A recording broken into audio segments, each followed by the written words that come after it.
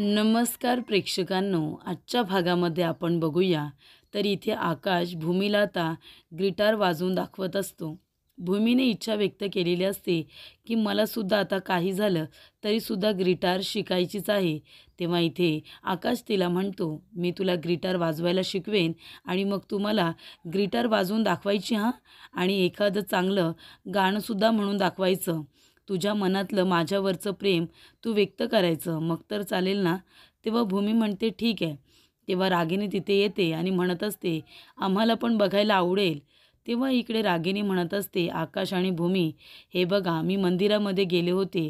छान भूमी आणि बाळाच्या नावाने मी अभिषेकसुद्धा केला. त्याचबरोबर अन्नदान आणि वस्त्रदानसुद्धा केलं. त्यानंतरच घरी आले. तेव्हा इकडे हा घ्या प्रसाद घ्या म्हणून ती भूमी आणि आकाश दोघांनाही प्रसाद देते. तेव्हा इथे भूमीला अगदी विभूती वगैरे लावते आणि रागिनी म्हणत असते की भूमी, काळजी करण्याचं अजिबात कारण नाही आहे. बाळ आणि तू दोघी सुखरूप राहणार आहात आणि बाळाचा जन्म अगदी व्यवस्थितरित्या होणार आहे. तेव्हा आकाश म्हणत असतो की आत्या, तुझ्या तोंडून देव बोलतोय की काय, असं मला वाटलं. तेव्हा रागिनी म्हणत असते, अरे तुमच्या दोघांमधलं प्रेमच एवढं अफाट आहे ना, देवसुद्धा काही करू शकणार नाही आहे. तेव्हा इकडे तुमच्या दोघांची साथ ही जन्मोजन्मीची आहे, असं रागिनी म्हणत असते. तेव्हा इकडे आकाश म्हणत असतो की आत्या, भूमीला गिटार शिकायचे आहे. त्याच्यामुळे भूमी, चल मी आत्ताच तुला गिटार शिकवतो. तेव्हा भूमी म्हणते, नाही नको, दुपारचं जेवण बनवायचं आहे. मी जेवण बनवते, त्याच्यानंतरला तू मला निवांत गिटार शिकव. तेव्हा रागिनी म्हणत असते, अगं कशाला, दुपारचं जेवण आम्ही करू. मी आणि मानसी आहे ना, आम्ही दोघेजणं जेवण करू. तुम्ही दोघेजणं इथं निवांत बसा. आकाश तुला गिटार शिकवेल, तू शिकून घे. तेव्हा भूमी म्हणत असते, नाही नको आत्या, हे बघा मलाही ना ॲक्टिव्ह राहू दे. मला सतत काम करत राहू दे. त्याने माझा व्यायाम होईल आणि व्यवस्थित बाळ जन्माला येईल. तेव्हा आता तुम्ही मंदिरातून आलात ना, दगदग करू नका. मी जाते किचनमध्ये आणि स्वयंपाक बनवते. त्याच्यानंतरला आकाश मला गिटार शिकवेल. तुम्ही अजिबात त्रास करून घेऊ नका, असं इथे भूमी आता रागिनीला म्हणते आणि ती किचनमध्ये जाते. तेव्हा रागिनी आपल्या मनामध्ये म्हणत असते की मला असं वाटते भूमीला तिचं मरण जवळ आले असं वाटतंय आणि ते तिला दिसतंय सुद्धा.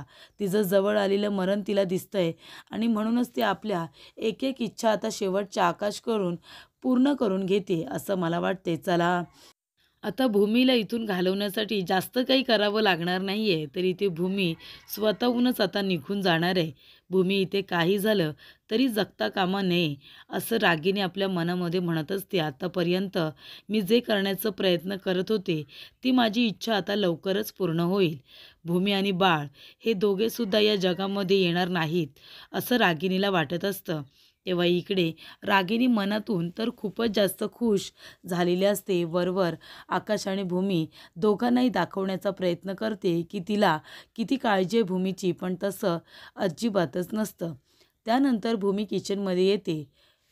किचनमध्ये आल्यानंतर ती बघते तर काय, एका परातीमध्ये तांदळाचं पीठ काढून ठेवलेलं असतं. तेव्हा इथे भूमी म्हणते, हे काय, तांदळाचं पीठ काढून ठेवले परातीमध्ये, मला वाटते मनूने चुकून काढले की काय. तेव्हा इथे भूमी पुन्हा ते पीठ आता डब्यामध्ये टाकायला जातच असते. तेव्हा भूमीला आठवतं की कदाचित अथर्वला भाकरी खावीशी वाटत असेल म्हणून मनूने हे पीठ काढून ठेवलं असेल.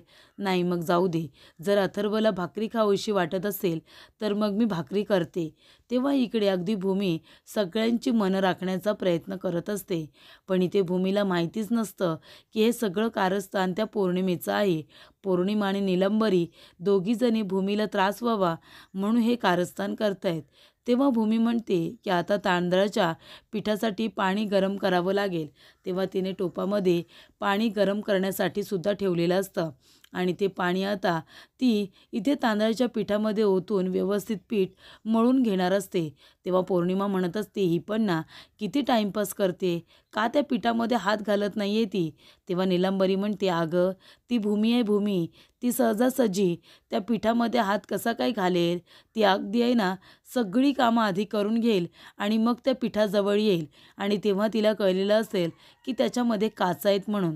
तेव्हा इथे प्रेक्षकांनो, आता भूमीने त्या पिठामध्ये हात घालावा, ते पीठ मळताना तिच्या हाताला काचा टोचाव्या असं पौर्णिमेला वाटत असतं. तिने पिठाच्या आतमध्ये इथे काचाचे तुकडे टाकलेले असतात. तर इथे आता काचांचे तुकडे हे आतमध्ये टाकल्यानंतर भूमी जेव्हा ते पीठ मळायला जाईल तेव्हा तिच्या हाताला ते टुपणार असतात आणि मग तिच्या हाताला जखम होईल. या हेतूने पौर्णिमेने हे सगळं कारस्थान केलेलं असतं. पण भूमीला त्याबद्दल काही माहिती नसतं. इथे पाणी गरम केल्यानंतर भूमी ते पाणी पिठामध्ये ओतायला जातच असते. तेवढ्यातच तिथे मनू येते आणि मनू जोरात "भूमीताई" अशी हाक मारते. तेव्हा भूमी खूप घाबरते आणि इथे आता पाणी जोरात पिठामध्ये पडतं. पिठामध्ये जोरात पाणी पडल्यामुळे त्या काचा आता वरती दिसतात. तेव्हा इथे भूमी आता घाबरते आणि म्हणते, "अगं मनू काय करतेस हे? मी घाबरले ना." तेव्हा मनू म्हणते, "ताई, अगं तू हे पीठ का घेतलेस?" तेव्हा ती आता पिठाकडे नीट बघते, तेव्हा तिला त्याच्यामध्ये काचा दिसतात. तेव्हा भूमी म्हणते, "मनू, अगं हे बघ ना पिठामध्ये काचा आहेत. हे पीठ काय रेडीमेड आहे का?" तेव्हा इथे मनू म्हणते, "हो ताई असेल. कधी-कधी आपण इमर्जन्सीमध्ये रेडीमेडसुद्धा पीठ मागवतो ना." तेव्हा इकडे आता भूमी म्हणत असते, की "बघ ना, याच्यामध्ये पाणी पडलं म्हणून या काचा आपल्याला दिसल्या. नाहीतर काय झालं असतं सांग बरं तू?" तेव्हा इकडे मनू म्हणत असते, "अगं मी तेव्हाच तुला आवाज दिला होता, की हे पीठ का काढलेस तू?" तेव्हा इकडे ती म्हणते, "मला वाटलं मनू हे पीठ तू काढून ठेवलेस." तेव्हा मनू म्हणते, "नाही, मला माहिती आहे हे सगळं कारस्थान कोणाचं आहे. हे सगळं कारस्थान त्या पौर्णिमेचं आहे. तिनेच हे सगळं केलंय तुझ्या हाताला दुखापत व्हावी ना म्हणून." तेव्हा मनू म्हणत असते, की "ताई, मी आत्ताच्या आत्ता जाते आणि त्या पौर्णिमेला जा विचारते." तेव्हा भूमी म्हणते, "नाही नको. आता उगाच आहे ना घरामध्ये वाद नको. माझ्या हाताला दुखापत व्हावी. तुला माहिती आहे मी आकाशला म्हणाले होते, की मला गिटार वाजवायला शिकव म्हणून. मला गिटार वाजवायला शिकव आणि त्याच्यामध्ये तर बोटांचाच उपयोग होतो हो की नाही? गिटार वाजवत असताना बोटांचाच उपयोग केला जातो. कदाचित तिला असं वाटत असेल, की माझी ही इच्छा पूर्ण व्हायला नको. माझ्या बोटांना जर दुखापत झाली असती आता पीठ मळत असताना काचा माझ्या हाताला टुपल्याच असत्या. मग माझ्या बोटांना दुखापत झाली असती आणि कदाचित मला मला गिटार वाजवता आलीच नसती. म्हणूनच तिने हे सगळं कारस्थान केलं असेल असं मला वाटतंय." तेव्हा मनू म्हणते, "हो ताई, अगदी बरोबर बोललीस तू. पौर्णिमालाच असं वाटत असेल आणि आईसुद्धा तिची साथ देते ना." तेव्हा इथे भूमी म्हणत असते, "पौर्णिमा का असं करते खरंच मला कळत नाही. मी तिला का वैरीण वाटते?" तेव्हा इकडे मनू म्हणत असते, "पण ताई, तू काय तिचं आता सगळं ऐकून घेणार आहेस का? तिला जाब विचारायला नको का?" तेव्हा भूमी म्हणते, "नको गं. आधीच घरामध्ये आहे ना खूप तमाशे झालेत. बाळाने या घरामध्ये खूप तमाशे बघितलेत गं. आता काहीसेच दिवस राहिलेले आहेत आणि मला कुठलीही गडबड नको आहे. घरामध्ये वाद नको आहेत. तेव्हा आता म्हणू तू तिला काही बोलणार नाही आहेस. ती उगाच काहीतरी बोलेल, उगाच अजून शिव्या-श्राप देईल. त्यापेक्षा नको, जाऊ दे. तिची इच्छा आहे ना, की माझी इच्छा ही पूर्ण व्हायला नको. मी इथे गिटार वाजवायला शिकू नये अशी तिची इच्छा आहे ना, पण तिची ही इच्छा कधीच पूर्ण होणार नाही आहे. कारण मी गिटार वाजवायला शिकणार म्हणजे शिकणारच." तेव्हा इथे भूमी आता आकाशबरोबर गिटार वाजवायला सुद्धा आता शिकणार असते.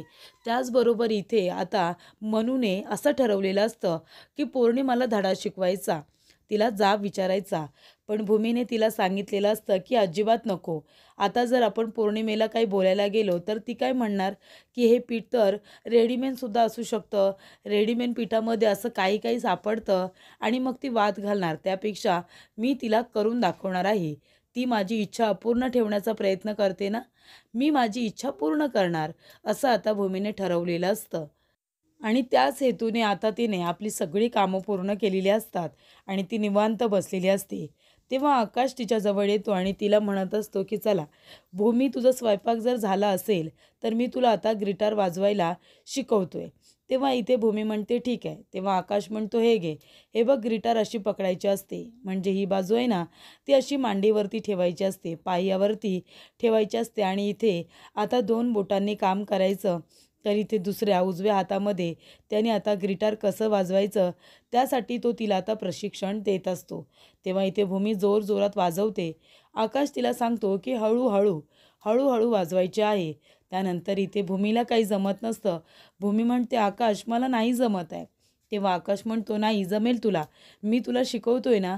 तेव्हा आकाश आता भूमीच्या पाठीमागे जातो आणि तिचे दोन्ही हात पकडतो आणि तिला आता इथे वाजवायला शिकवण्याचा प्रयत्न करत असतो. भूमीसुद्धा इथे आकाश जसं तिला गाईड करतोय त्या पद्धतीने ती वाजवण्याचा प्रयत्न करतही असते. पण तिलासुद्धा काही इथे जमत नसतं. तेव्हा आकाश तिला सांगतो, की "हे बघ भूमी, असं नाही." तेव्हा भूमी म्हणते, "आकाश, मला जमणारच नाही आहे का?" आकाश म्हणतो, "असं कसं?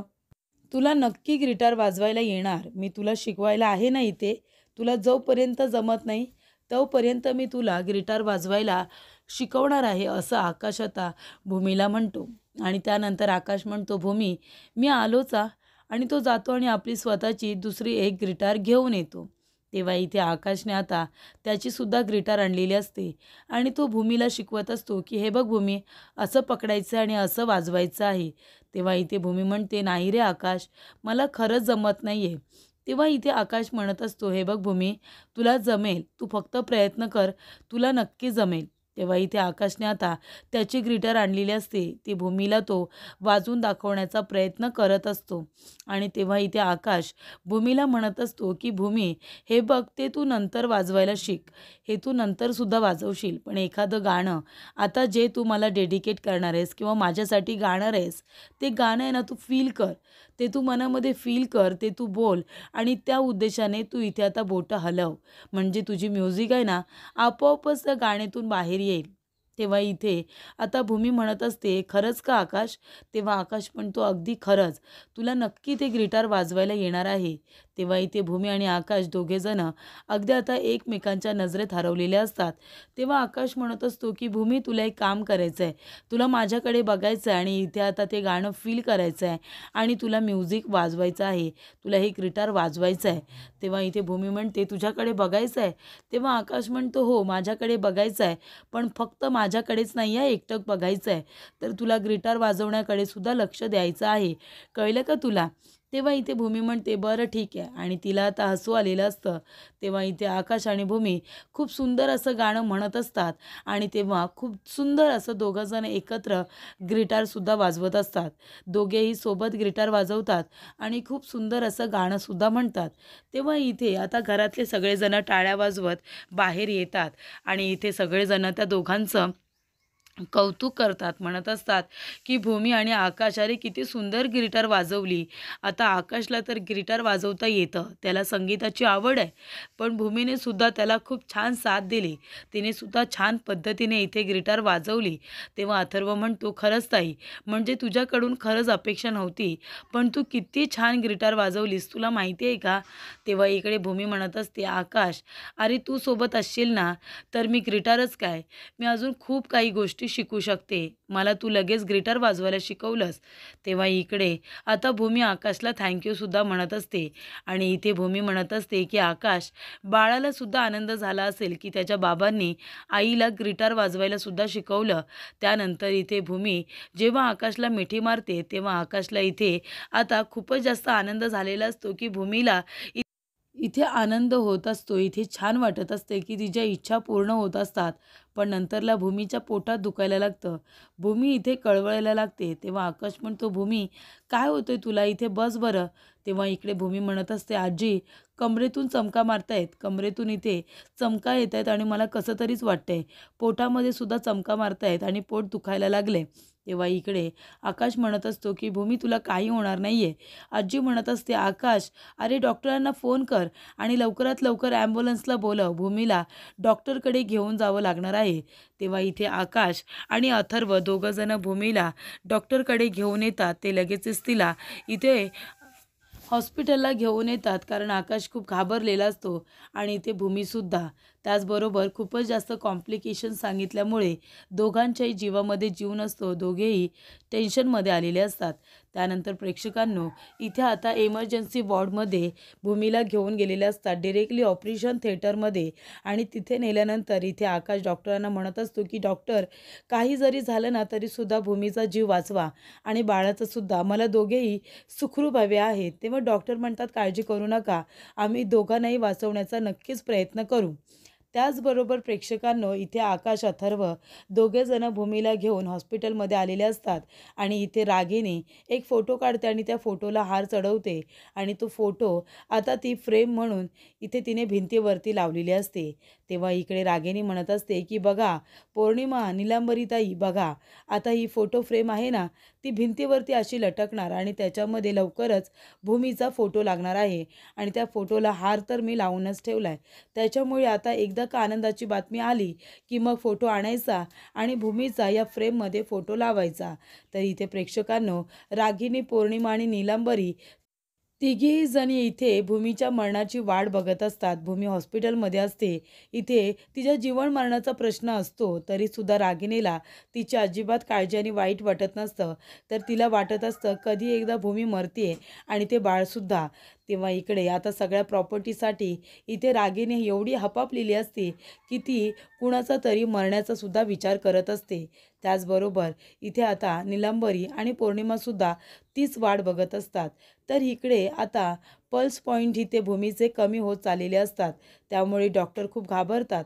डॉक्टर म्हणतात की नर्स आपल्याला एक काम करावं लागेल, भूमी मॅडमचं आपल्याला सिझरिंग करावं लागणार आहे.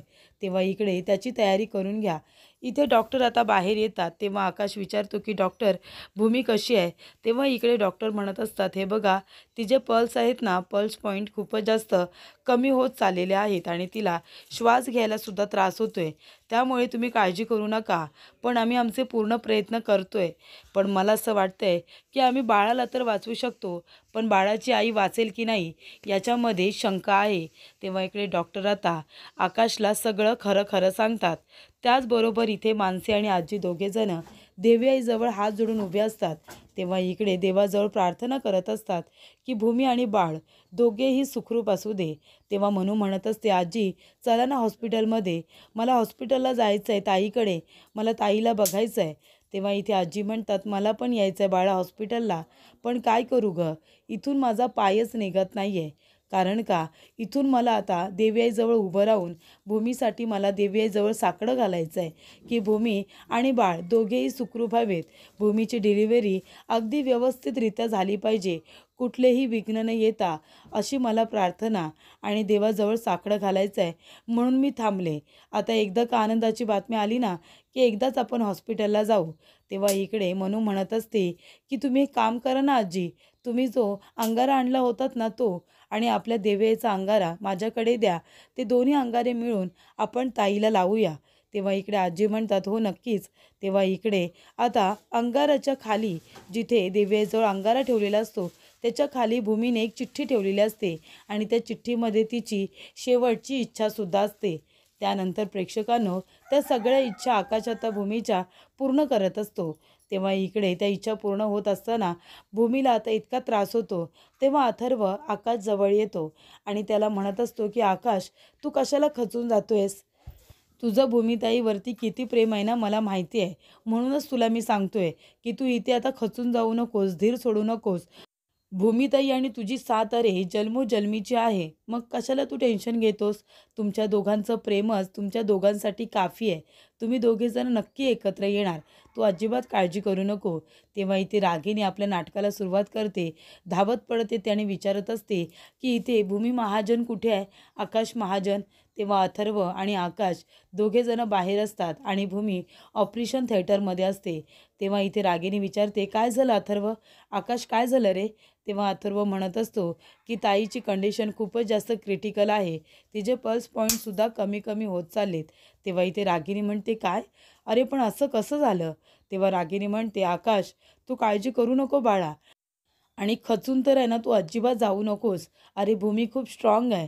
अरे तुमचं नातं तुमचं प्रेम एवढं अफाट आहे ना की तुम्ही दोघेजण एकमेकांपासून कधीच वेगळे नाही होऊ शकत. आणि देवी आई आहे ना, देवी आई तुम्हाला दोघांना एकत्र आणल्याशिवाय काही राहणार नाही. आणि इथे भूमीची डिलिव्हरीसुद्धा सुखरूप होईल आणि बाळसुद्धा सुखरूप असेल. अजिबात तुम्ही दोघेजणं काळजी करू नका. भूमीला आपल्या काही होणार नाही आहे. तेव्हा इथे रागिनी आता तिला किती काळजी आहे हे दाखवण्याचा प्रयत्न करत असते. पण इथे रागिनी नाटक करण्यासाठी तिथे आलेली असते, फक्त आकाशला दाखवायला की तिला भूमीची किती काळजी आहे ते.